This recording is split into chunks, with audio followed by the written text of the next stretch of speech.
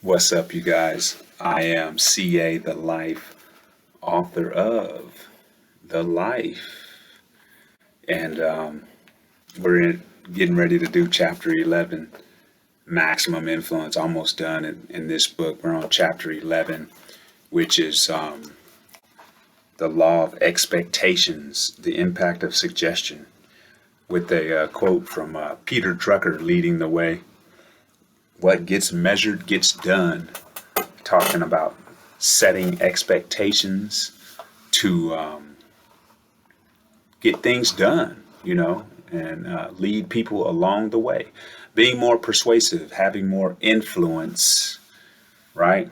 This is a channel that we use to give advice on dating. Right now, we're covering a book called Maximum Influence, which its aim is to increase your persuasive powers and your influence. And I figure if you're persuasive and you're influential, you'll get more dates. So that's how it relates to the dating game. But anyway, we're in episode 11, chapter 11, the law of expectations.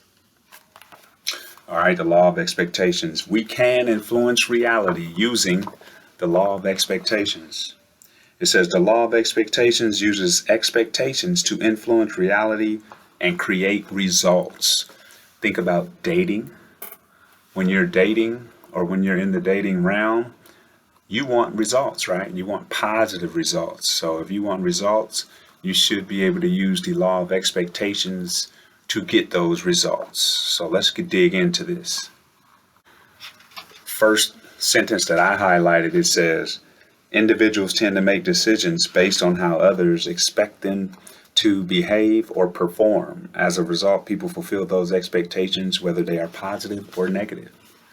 Okay, so knowing this, when we're out in the dating realm and we want things to happen the way we want them to happen, if we set those expectations, then they are more likely to happen than if we did not set those expectations. And that's how you can apply that to dating, okay? The next subtitle is called Assumptions. Expect with confidence. Consider the profound impact this law can have in your life. Are the assumptions and expectations you have about yourself liberating or victimizing? Self-fulfilling prophecies are the law of expectations at work in everyday life. Okay, are the expectations and assumptions that you have about yourself, are they liberating or victimizing? Because if we expect more of ourselves, then people will think more of us. If we expect less of ourselves, then people will think less of us. Which one of those is going to help you in dating? Thinking more of yourself and having more of a positive outlook on others where people are looking upon you with excitement, or thinking less of yourself where people look down on you because they see that you look down on yourself or expect less of your own self. All right, so you can apply that to dating and just life in general. All right, expectations of yourself first. High expectations and aspirations. All right, the next subtitle, it says the expectations of others affect behavior. Okay, so just like you expect of yourself and it creates more success within you or for you, when you expect more of others, then it creates more success for them. The expectations we create for others often become reality. It says, honestly assess how you think you make others feel when they're around you. Do you make them feel small and unimportant, or do you inspire them to achieve more? Okay, if you make them feel small and unimportant, then what do you think is going to happen? They are going to act in that order. But if you make them think that they are doing well or that they can achieve, then they will probably achieve. And an example of this has nothing to do with dating, but an example of this is teachers and their expectations in the classroom. If they expect more of the student usually does more. If they expect less, then the student usually does poorly. All right, so you can use this to your advantage, knowing that if you have high expectations for someone, then they are more likely to live up to those expectations.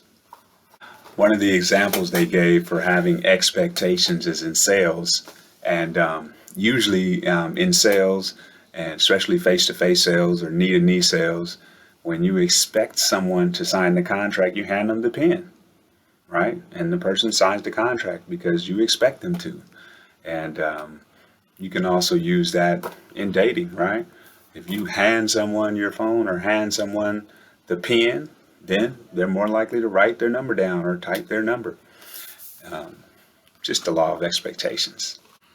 Next up is presupposition, assuming the sale. It says, using expectations, we can create immediate reactions to stimuli so that subjects don't even have to think, they just perform the action.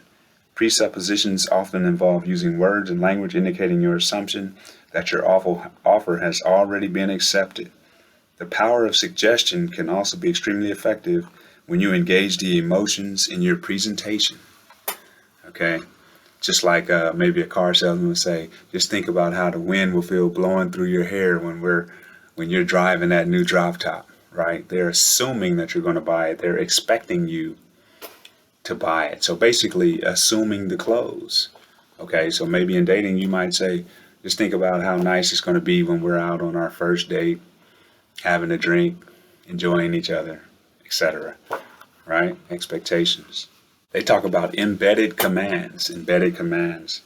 An embedded command is a technique used to communicate to the subconscious mind. The aim is to actually bypass the conscious mind and talk directly to the subconscious mind. And they used an example from Pepsi in their ad that said, have a Pepsi.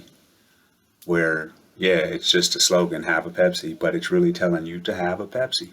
And you can use these types of embedded commands if you're out and about. It says the most effective embedded commands are short and concise. They should be no longer than 2 to 4 words.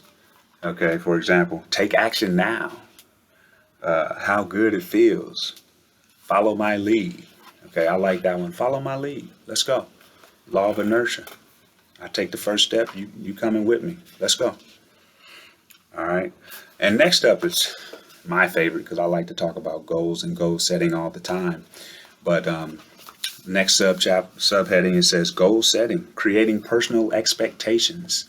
And when you help someone create their own goals, which are expectations, they are more likely to fulfill those goals, those dreams. Okay, you get someone and you help them plan and goal set, and you're doing them a huge favor. And now they expect themselves to succeed in whatever goals you're helping them set. And they know that you expect them to succeed. So they're more likely to succeed. And just in everyday life, it's important to help friends and family set goals. But also in the dating world, I mean, everyone needs help. So if you're able to help someone set goals in order to help them prosper in life, just think about how they're going to appreciate you for that, right? So that's definitely something that you should be able to take advantage of, in a good way. It says goals must have the power to stretch and inspire, and they must be realistic in the mind of the person being persuaded. Helping others or your team set goals increases their future expectations for themselves, and that's powerful in itself.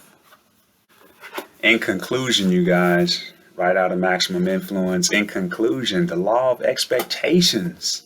Listen to this video. Figure out what types of expectations you have for yourself, and figure out how you can help someone else increase their expectations for their own self, and therefore increase their productivity. All right. I am CA the Life. I hope this helps. I can dig it. All right. Maximum Influence. I am the author of The Life.